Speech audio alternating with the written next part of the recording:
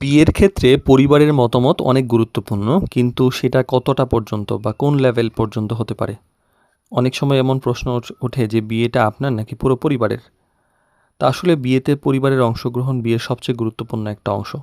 কারণ তারা অভিজ্ঞতা, পর্যবেক্ষণ এবং শুভকামনা নিয়ে সবসময় পাশে থাকে। কিন্তু যখন সিদ্ধান্তের প্রতিটি ধাপে অতিরিক্ত হস্তক্ষেপ শুরু হয়ে যায়, তখন বিভ্রান্তি, চাপ এবং ভুল বোঝাবুঝি এইসব সিচুয়েশন তৈরি হতে পারে। তাই পরিবারকে সম্পূর্ণ বাদ দেওয়াও ঠিক হবে না, আবার পুরো সিদ্ধান্ত তাদের হাতে ছেড়ে দেওয়াও ঠিক হবে না।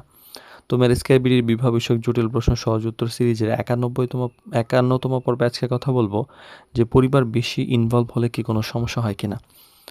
তো সমস্যাগুলো কোন কোন জায়গায়, আমরা কয়েকটা পয়েন্ট নিয়ে কথা বলি। প্রথম হলো, বেশি মানুষের মতামত সবসময় ক্লিয়ারিটি নিয়ে আসে না। কখনো কখনো বেশি মানুষের মতামত বা নানামুনির নানামত সিদ্ধান্তকে জটিল করে ফেলে। তো একজন বলেছে হ্যাঁ, একজন বলেছে না, একজন বলেছে এই সমস্যা, একজন বলেছে ওই সমস্যা, এই ধরনের জটিলতা তৈরি হয়। আর পরিবারের ভয় আর আপনার বাস্তবতা এক নাও হতে পারে।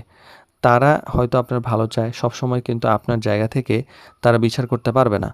আর আপনার জন্য যেটা গ্রহণযোগ্য বিষয় সেটা তাদের কাছে অগ্রহণযোগ্য হতে পারে। আর সিদ্ধান্তের দায়িত্ব শেষ পর্যন্ত কিন্তু আপনাকেই নেওয়া উচিত। বিয়ের পর জীবনটা যেহেতু আপনাকে কাটাইতে হবে, তাই অন্যের মতামত শুনুন, ঠিক আছে, কিন্তু বিচার আপনি নিজে করে সিদ্ধান্ত নিন। আর অতিরিক্ত হস্তক্ষেপ আসলে সম্পর্কের স্বাভাবিকতা নষ্ট করে ফেলে। প্রতিটি কথা, প্রতিটি সিদ্ধান্ত যদি তৃতীয় পক্ষের মাধ্যমে হয়, তাহলে সেখানে ভুল বোঝাবুঝি হওয়াটা খুবই স্বাভাবিক। তো দুইজন মানুষের মধ্যে যদি সরাসরি বোঝাপড়ার সুযোগ কমে যায়, তাহলে কিন্তু এই সমস্যা বেশি হয়।